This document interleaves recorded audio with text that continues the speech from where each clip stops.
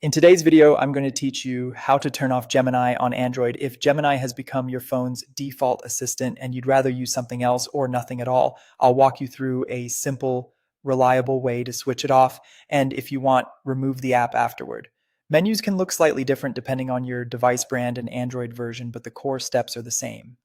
Start by opening your device's settings. You can tap the Settings app on your home screen or app drawer, or swipe down from the top of the screen and tap the little gear icon. We'll make the change from here so it applies system-wide.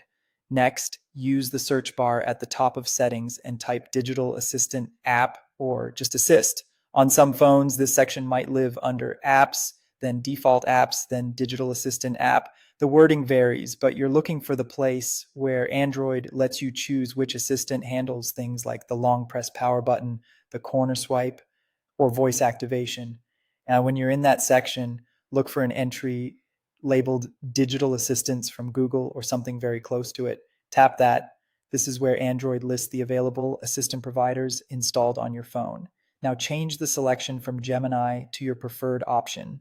If you want the classic experience, choose Google Assistant. If you don't want any assistant at all, choose none. Picking Google Assistant restores the familiar behavior when you trigger the assistant from the home button, gesture, power button, or other shortcuts. Choosing none disables those triggers so nothing pops up when you try to invoke an assistant. Don't worry, you can come back here anytime and switch again. If you'd like to go a step further and remove the Gemini app, you can uninstall it like any other app.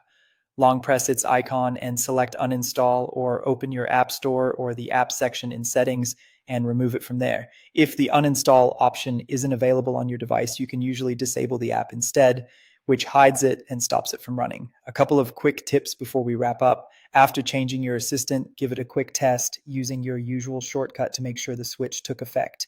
If you don't see the digital assistant setting at first, try searching for default apps inside settings. And if you ever want to bring Gemini back, just return to the same menu and select it again. That's it. You've turned off Gemini on Android and set things the way you prefer. Thanks for watching, and I hope this helped you take control of your assistant settings.